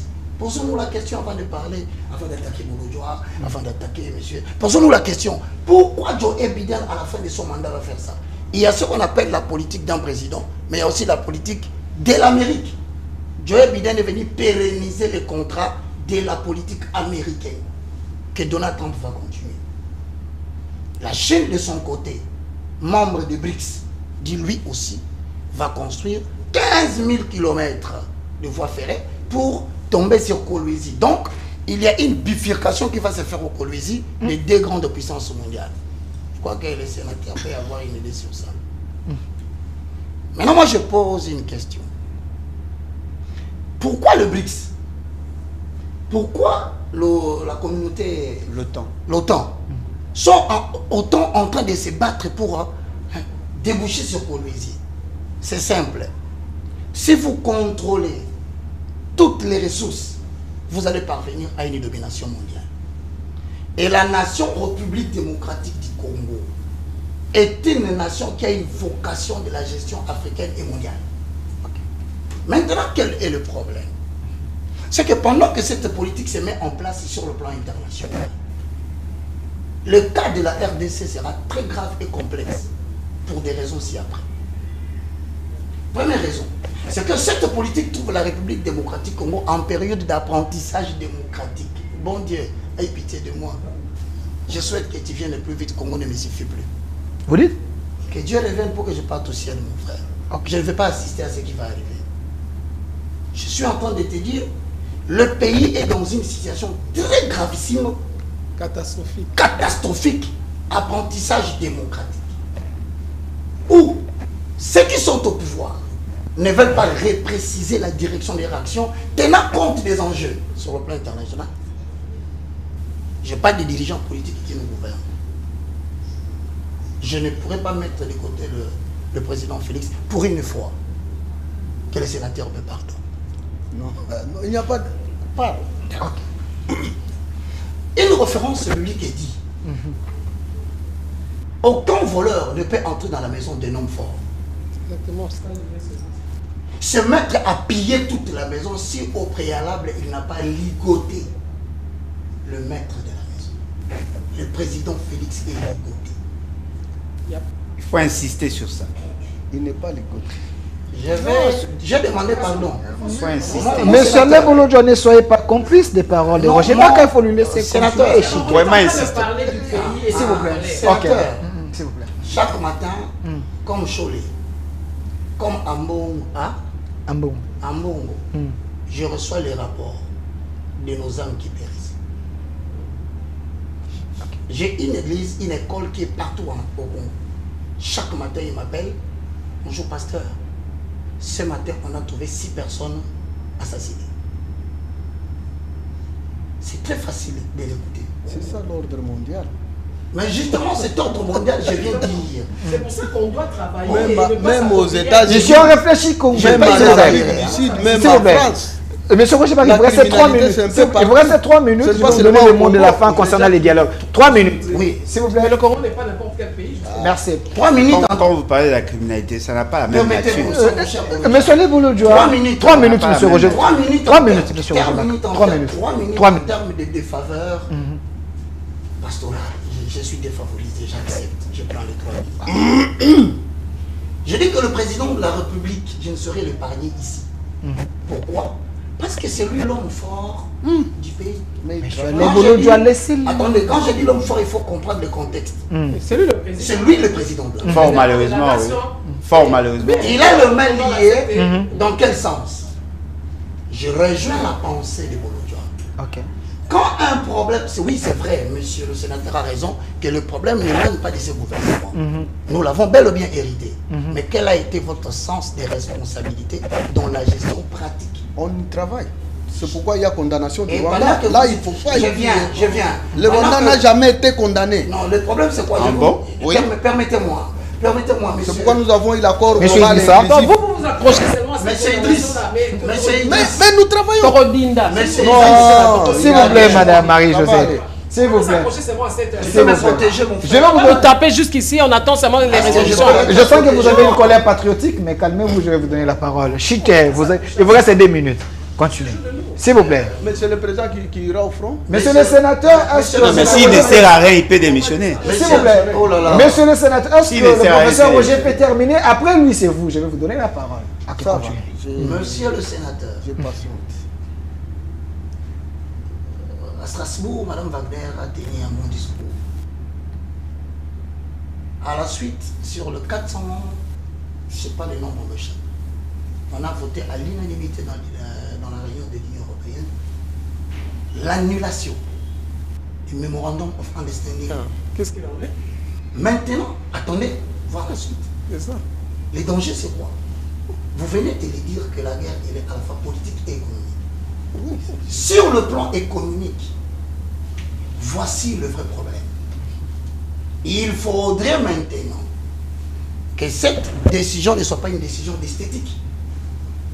Pourquoi? Parce que le multinational ne faut pas lâcher. Encore faut-il qu'il y ait des pressions qui permettent qu'on entre dans la traçabilité des minéraux avec des superordinateurs. C'est faisable. Quand est-ce que nous allons le faire? Ma question se pose là. Je rentre de manière interne maintenant, parce que je parlais sur le plan externe. Le minerai que nous détenons sont des minéraux à la fois commerciaux et militaires, je le dis. Commercial pourquoi? Parce que la nation qui possède ces minéraux, s'il fait pendant une période relativement longue, les stocks de ces minéraux, il peut influencer le prix de ces produits sur le marché mondial. Voici une ouverture pour les Congo. Mais le problème, c'est quoi?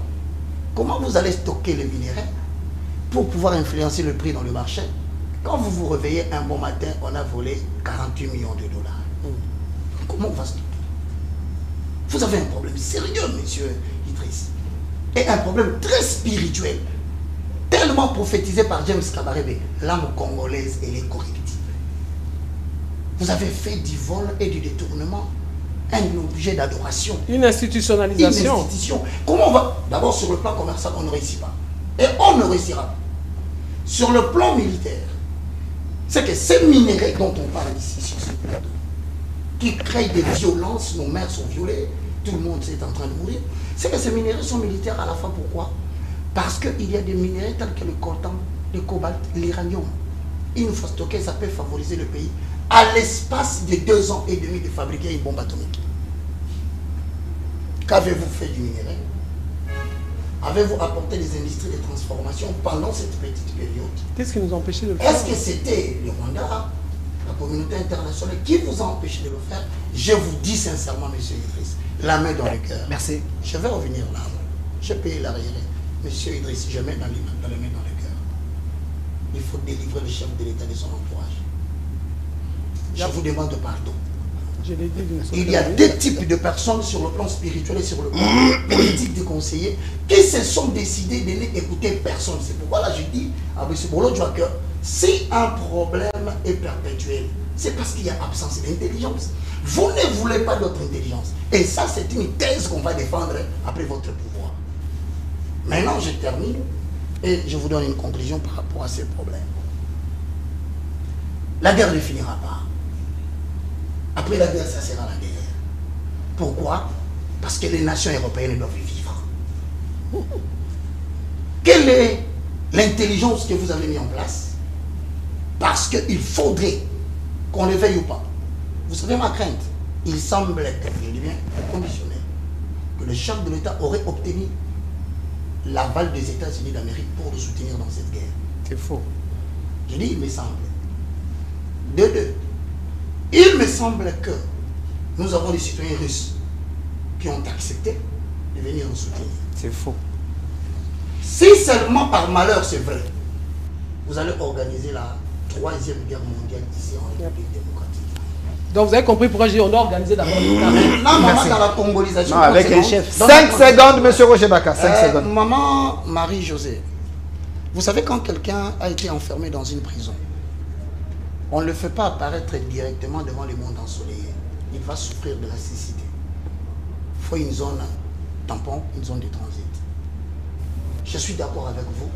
Il faut qu'aujourd'hui, que les gens se rendent compte, ceux qui nous dirigent, que si vous avez pensé que vous avez libéré un peuple d'une oppression, comme ça serait l'idée de l'IDPS par rapport à Kabila, alors sachez que celui qui libère un peuple ne doit pas garder le pouvoir seul.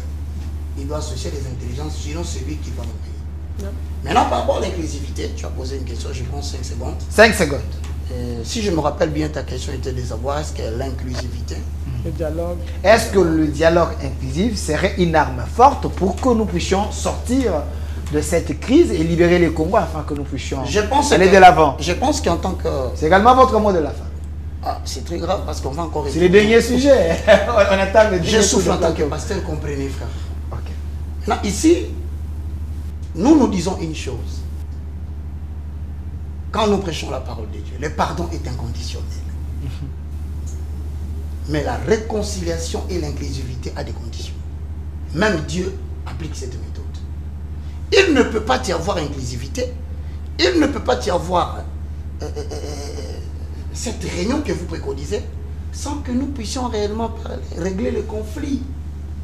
Quel est le conflit qu'on a à l'interne? Nous allons faire l'inclusivité pour l'inclusivité. Est-ce que quand on fera l'inclusivité, comment sera libéré? Est-ce que quand on fera l'inclusivité, les autres, les Bounagana, ça va revenir? Arrêtons de réfléchir comme des petits garçons après avoir eu plus de 60 ans d'indépendance. Moi, je crois que, personnellement, c'est ma conviction. Non seulement qu'à la crise, pour dédouaner l'IDPS et faire plaisir aux sénateurs, la crise ne vient pas seulement de l'IDPS. Il faut savoir dire la vérité. La crise vient plus loin. Pour diminuer la colère de Claude, j'accepte ce qu'il dit. Mais voici ce que je conclus pour ainsi rejoindre maman Marie-Josée. Je dis ceci.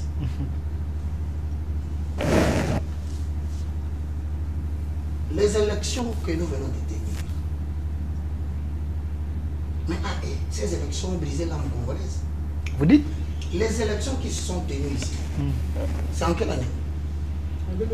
Comprenez que je me suis permis, moi, de ne pas retenir ça dans la tête pour ne pas avoir des mots de tête.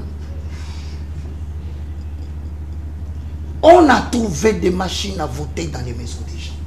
Papa, jusqu'à quand on va devenir avec? Mais grâce à ces élections, les sénateurs ont amené plus de 10 députés, hein, l'Union sacrée. C'est bon. Ouais. Alors, les sénateurs... On ne veut pas personnaliser le débat. Sénateur, si vous avez amené 10 députés... Non, c'est une manière de me provoquer. Si le sénateur... Je suis en train de conclure. Si le sénateur a amené 10 députés, monsieur le sénateur, vous êtes extrêmement en danger. Vous avez amené des députés qui ont l'âme corruptible et qui ont participé dans des choses qui ont détruit le pays. Il ne faut pas intimider les sénateurs. Il risque de vous faire aussi un coup d'État. Donc, je reviens ici parce que qui a volé, volera. Je dis ceci. 5 secondes. Non, mais ça fait 4 fois 5 secondes. 5 secondes. Qu'il chute. De toute façon, je vous ai supporté moi. Moi, je crois que nous devons nous asseoir. Avec qui? Avec les Bolodois, en tant que citoyen constituant. Oui. Avec M. Idriss. En bon? Avec madame. Oui, madame, ça va. Premièrement, pour répondre aux préoccupations de la politique mondiale, toute cette pression est faite pour faire revenir le président de la République dans une table de négociation pour le revenu sharing de minerais. Pour faire quoi? Pour revenir à la table des négociations et partager le revenu des minerais que le pays doit aux États-Unis, que le pays doit au BRICS. Permettez-moi, je termine vraiment, je vous demande vraiment pardon. C'est ça l'objectif. Nous devons trouver des intelligences pour le faire. Mais malheureusement, le gouvernement n'est pas accessible. Personne. Même ce qu'on dit ici, c'est pour occuper l'espace. Deuxièmement, sur le plan interne, nos amis qui nous dirigent, vous devez arrêter avec l'arrogance. Surtout ça. Sincèrement, je vous dis, ça ne permet pas la cohésion nationale. Du type, vous savez qu'on a haï le président à cause de certaines personnes qui ont parlé à la télévision qui n'étaient même pas envoyées par le chef de l'État. Donc je crois, arrêtez avec vos affaires de communicateurs. Pourquoi? Chaque autorité politique a un communicateur qui passe à la télé pour insulter l'autre. Si ce débat s'élève, ils insultent. C'est des l'IDPS insultent Caméré. C'est les Caméré passent ici. Et les seules personnes qui sont la proie de la prison, ce sont les personnes qui ont le courage de dire la vérité comme ça. Merci, Donc, monsieur Roger Baka. Ce qui menace Madame Marie-Josée, merci. Je peux vous garantir que Madame Marie-Josée n'est pas seule. Merci. Il y a des Roger Baka qui sont derrière, qui observent. Donc l'église, si vous jouez, je le dis, si vous continuez dans vos débats qui ne construisent pas, merci. Nous chercherons un président qui viendra de l'église, même si vous l'insultez. Merci, monsieur Roger Baka. Nous devons prêcher l'unité. C'est vrai, ceux qui sont égarés, nous disons non. Le chef de l'État, une fois, il avait dit, il est là pour tous les Congolais. C'est vrai, il y a les fous du roi, mais le chef de l'État veut la cohésion. Alors, monsieur Idrissa, c'est votre mot de la fin. Je vais vous donner suffisamment de temps pour que vous puissiez conclure sur ces dialogues. Est-ce les dialogues inclusifs? Quand on parle de l'inclusivité, il faut prendre tous ces gens qui nous amènent des tensions, les mettre autour d'une table, réfléchir, aussi trouver la solution. Chaud l'avait dit. Si le chef ne veut pas participer à ces dialogues, il peut se faire représenter. Il suffit qu'on ait ces dialogues inclusifs. Merci beaucoup, monsieur le journaliste. Je pense que le dialogue constitue notre ADN. Le dialogue, c'est comme ce que nous faisons ici, c'est le dialogue. Oui, oui. Non, non. C'est un dialogue déjà. Est-ce qu'il peut terminer ou vous allez chiffrer? Allez-y. Continuez. Ici, on engage un débat de la nation. Vous vous argumentez, il y a débat contradictoire. Et on ne se tire pas dessus. Oui, mais il n'y aura pas de Non, synthèse. mais je dis bien, on ne se tire pas dessus. Je pense, ici et maintenant, tout le monde doit savoir que le Congo est attaqué. Et avec notre leader visionnaire, c'est pourquoi je vous ai montré la théorie qui existe. Il y a deux blocs. Il y a le bloc économique et le bloc, le bloc politique. Notre gouvernement a convaincu le bloc politique. Et c'est pourquoi nous avons reçu des condamnations un peu partout. Et le gouvernement est en train de travailler avec le bloc économique pour désamorcer la bombe qui est installée au Rwanda. Et d'ici là, nous allons désamorcer cette bombe. Et à ce moment-là, la paix va revenir dans l'ensemble. Et les Congolais sur le veille. Allez, s'il veut voir le président de la République, le professeur et madame, elle a eu l'habitude d'aller voir le président. Vous avez vu la dernière fois 2021. Ouais. C'est clair, oui, parce que. Et Précision Oui, de précision important. C'est la dernière fois 2021, j'ai revu mon dossier. et, Je l'ai plus et jamais là, revu. maintenant, Plus jamais revu. on parle, mais pas cette politique que mon ami, qui est à court d'arguments, d'autant plus que ici, vous avez posé la question, quelle est la voie de sortie de la crise? Pour l'opposition, c'est le départ du président Tshisekedi. Est-ce qu'il a identifié le problème? Il n'a pas identifié le problème. Les problèmes aujourd'hui qui se posent, comme le prof a dit, l'ordre mondial. Comment affronter cet ordre mondial? Pour que d'abord le Congo ait la paix. Et ensuite, on va se parler comme Congolais. Problème interne. Où est le problème? Donc le dialogue interne n'est pas Notre prioritaire. pays Mais Bolo serait impliqué dans les dialogues internes. constitue maintenant le business mondial. Mais il faut enlever ces pays dans le cadre des business mondial. Et celui qui le fait aujourd'hui, pour le faire sortir, c'est le président. C'est pourquoi? Non, comment? Écoutez, quand On a affaire à des Biden est venu. Non, écoutez, On va en sortir comme ça tant qu'on n'a pas organisé l'État. Madame, il faut être sincère avec moi. Je ne suis pas n'importe qui. Je suis sénateur, membre du parti au pouvoir. Je connais et je sais et j'assume. Vous étiez même les candidats de l'UDPS pour occuper le Sénat. Ok. Écoutez, vous venez de me perdre le fil d'idée par des interférences. L'ordre mondial est attaqué et d'ici là, nous allons trouver une solution. Bloc économique, hein, pour vous rappeler. Le bloc économique.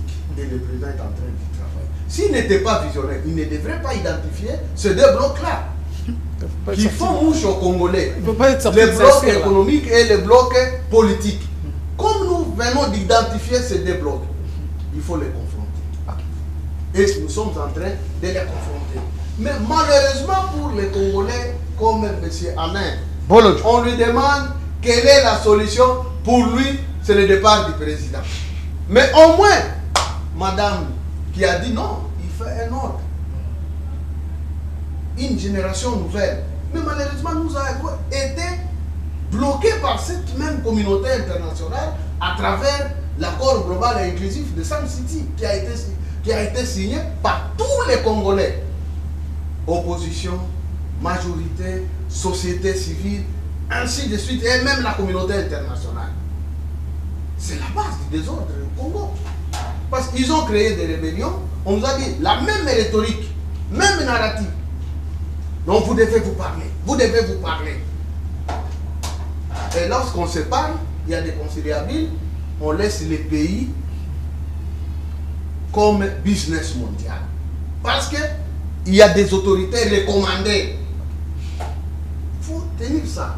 Et c'est pourquoi j'avais dit d'entrée du jeu que nous devons être vigilants pour qu'on ne puisse pas tomber dans l'histoire du Soudan du Sud et du Soudan dans l'ensemble. Et aujourd'hui, vous savez, le Soudan, même le Sud, est attaqué. Le Nord est divisé. La somalisation.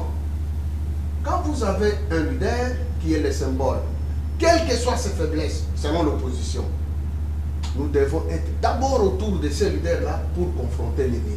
Merci. Mais on va être... Si on arrive de lui de pas, quelle manière, non, oui, sénateur, puisque il n'y a qu'un son d'abord, que vous écoutez. Parler le même langage. Quel est ce langage-là? Écoutez, on ne le sait même pas. Aujourd'hui, le même langage, c'est quoi? J'ai aimé le langage du président Fayoulou. Lui n'a jamais été d'accord avec le président. Mais au moins, pour la cause, il dit, nous devons dire aux Rwandais de rentrer. Merci. Et nous devons attaquer et trouver solution d'abord de la guerre et ensuite un problème entre nous. Merci monsieur le sénateur. Merci monsieur le sénateur. En dehors de ça, il n'y a pas un autre chemin. Merci monsieur le sénateur. Il ne faut pas faire fâcher les directeurs des programmes. Il nous a vraiment accordé plus le temps. Vraiment, monsieur Alain Bolodjoa, vous allez nous excuser. On a déjà dépassé le temps. Une conclusion, vous serez prêt pour les dialogues avec le président pour qu'il y ait la paix? Bon, je considère M. Félix Séké comme un problème. Président Félix. Vous me perdez 2 minutes. Je le considère comme problème parce qu'il n'a pas la capacité managériale à même d'orienter les choses. Il y a un problème de leadership. Il y a un problème managérial. Félix Séké n'a pas assez d'atouts pour diriger un pays en crise.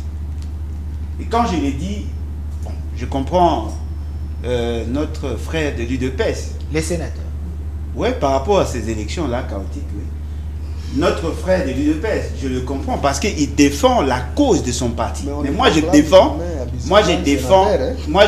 la nation. Les électeurs sont bien identifiés. Voyez-vous, moi je défends la nation. Moi je ne crois pas à ces élections-là. Moi je défends la nation. Lui défend son parti et son chef. La nation aussi. Vous savez, la complexité de la question que nous abordons là nécessite assez que nous comprenions qu'effectivement, si nous sommes représentés par M. Félix Sékédi, il n'y aura pas de retombées. Vous voyez comment les gens veulent se tromper eux-mêmes. Qui n'a jamais entendu dans ces pays qu'il y ait une politique, une diplomatie qui a poussé au Canada de suspendre le financement au Rwanda?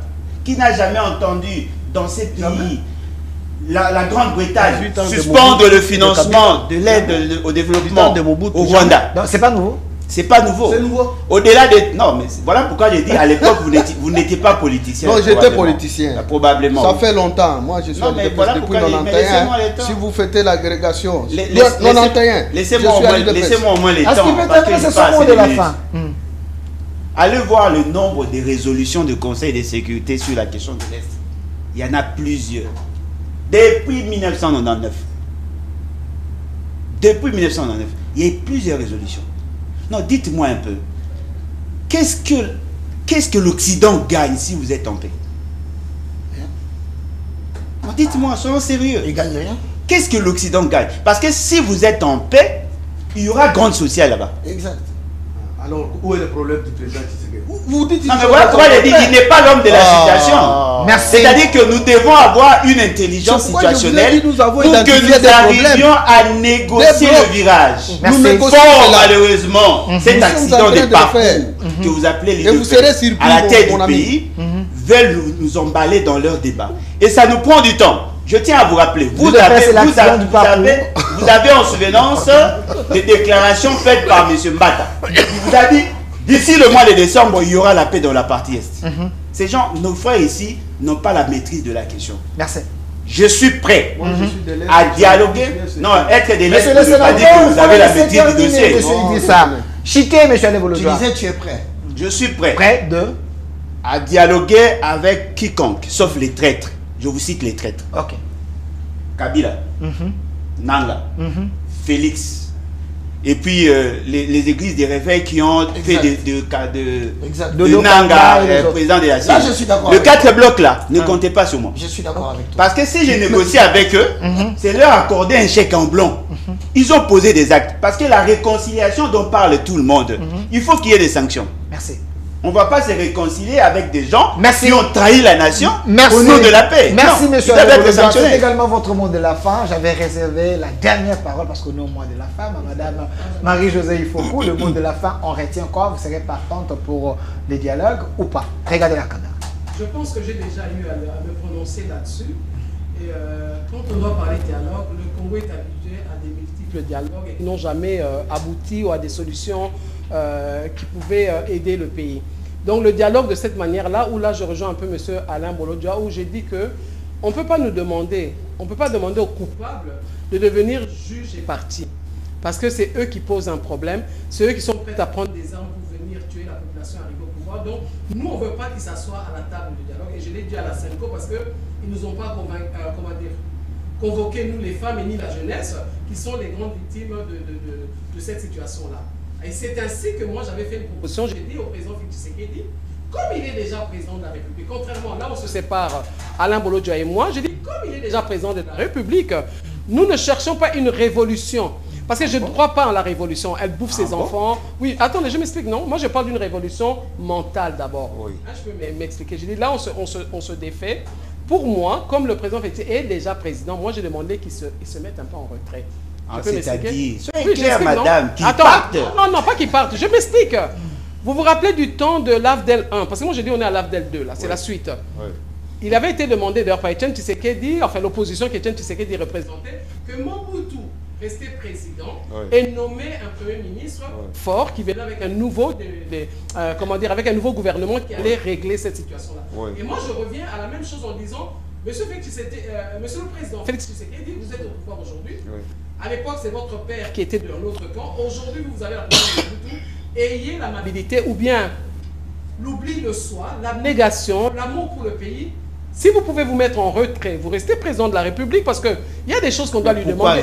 Mais c'est moi, non? Toi, tu as fait ta proposition. Moi, non, mais pourquoi doit-il rester? Pour servir à quoi? Je t'ai expliqué. Parce que nous avons... Monsieur Alain Bolodja, il doit partir. Monsieur Félix Tshisekedi doit partir. Vous solutionnez le problème. Moi, je cherche une solution où nous pouvons avoir la réponse de tout le monde.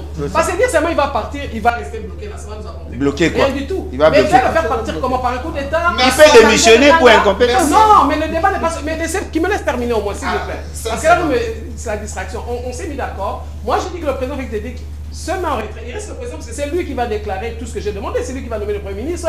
C'est lui. Mais oui. Donc, moi, c'est dans ce cas-là que je dis, puisqu'on est à la fin d'un cycle, nous devons aller, nous sommes dans un virage qui est très très dangereux.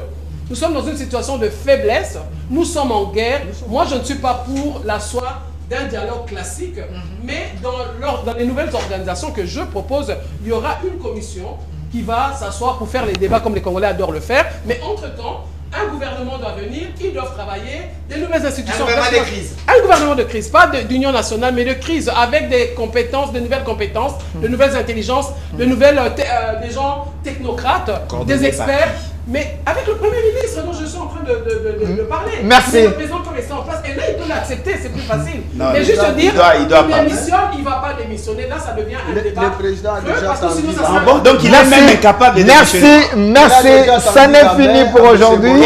Professeur Roger Baka, vous allez nous excuser, s'il vous plaît, parce que le temps nous fait défaut. Merci. Merci. Ça n'est fini pour aujourd'hui. C'était votre débat, le débat de la nation, avec les têtes bien faites de la République.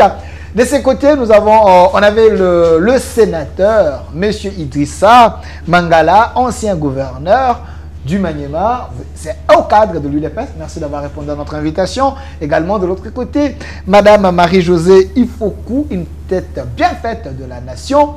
Elle était candidate présidente de la République en 2018 et en 2023, espérons en 2028. Elle sera encore candidate. Il faut toujours tenter. Il y aura les bonnes élections, ne vous en faites pas. Également, de l'autre côté, il y avait M. Alain Bouloudjoa, l'opposant radical du régime. Il est coordonnateur de la nouvelle classe politique de l'opposition. Merci d'avoir répondu à notre invitation. Également au professeur de l'université de la foi chrétienne. Lui, il s'appelle M. Roger Baka, le moindre de tout ça. Merci pour votre contribution magistrale également dans cette émission. Merci à vous. Merci beaucoup. On a besoin de pasteurs aussi intelligents. Hein. C'est important pour la nation. Un grand merci à l'équipe qui m'a accompagné. Monsieur le directeur des programmes également, au DG de cette chaîne, monsieur Arobaz Mukuna, qui est fils maison de l'UDPS, mais un démocrate. Voilà, le plateau est là. Les opposants se sentent très libres et analyser. Merci à vous, restez fidèles à nos programmes. Cette émission est déjà sur notre chaîne YouTube, au Centre TV, Delika Télévision, Communication Plus Télévision. Vous allez suivre ça dans plus de 15 chaînes et notre RDC est possible. Au revoir. Merci Banakin, Bana monde entier. Merci bien-être. Sougala café, logo, na mêlé logo mais le logo est amabé. Il y a bien pour la panne technique, mais quand ça les langues on a n'enga amabé, ça les langues pour la maman. La célibataire to lingi bino ate. So maga boma mukolo bala. Pourtant mzo ba produire en soute. Merci bien-être yango yo. Lukango benga ndekonanga alendele yé mutu ayebi esika ko fournir yo autant que tu veux $35 et zebele na kati. Sobo melika moko de joga bien. Be moroïde banini tout ça. Bilia lia, bivanda vanda musala banini et réparer yo système ya break et réparer yo pe fonctionnement. Fonctionnement ya break de break donc et pe son fonctionnement ya bien. To comme ba congolais toujours gagner ba match. Aux ba défaite, pas technique en plein match, c'est pas bon. Zongela et loko. Ngala c'est éviter de dire surtout ba pasteur, bolingo mela boyawa. Bo benga pena alendele na numéro na ye pour bo benga pour bo loko. C'est important. Traitement poison anti-poison yango yo. Ne ba mususu meli yango avant kende obima. O melango. Ça des jours à tabater le loco. Moi cuire mon corps c'est bon. Oyopé anti-poison. Donc ce que ata izana kati et longolango. Alendele mikolo somme. N'habité mindele yango ba pese biloko ba udia. Po biloko yango bendeza solo mikolo ba tchaka poison à toi famille te à toi problème na mututé jalousie car do ba produit yango na anti-poison, oyopé anti-poison. Donc benga alendele à partir na ye ayibindeni oya ozwango. Nzambe nanga pambola bino mi batela mboke komi biete bato bakomi na jalousie oyo tozo comprendre dessous te bana mike bazo kufa mikolo bazo kufa baotiana bana bébé ba poisson. Donc toujours zala nanti na ndenga na nga na ndako c'est bon. Que Dieu vous bénisse. Bien-aimés dans le Seigneur, shalom. À vous qui ont un grand cœur. Bino bao mitema nzamba pesa bino mitema malamu. Mitema kusunga. Fondation Alendele na orphelinat Christ Rédempteur bana posa na bino. Bana posa lisumi na bino. bano baboti bakenda bano bazala moya kotanga te bato bana besoin lisungi bino bato bona mitema malamu to na posa ya lisungi na bino na orphelinat Christ Rédempteur la katia fondation Alendel kanise loko eza yondolo bakie ozanzambe ya bana bitike yo mokolo bakie osungaka basi bakufela mibali pona nini pasi ya boye o nzambe. Ils ont besoin de vous, de votre pain, de votre bouteille d'eau, de votre soutien. Et ça serait une bénédiction pour vous et pour votre famille. Que Dieu vous bénisse.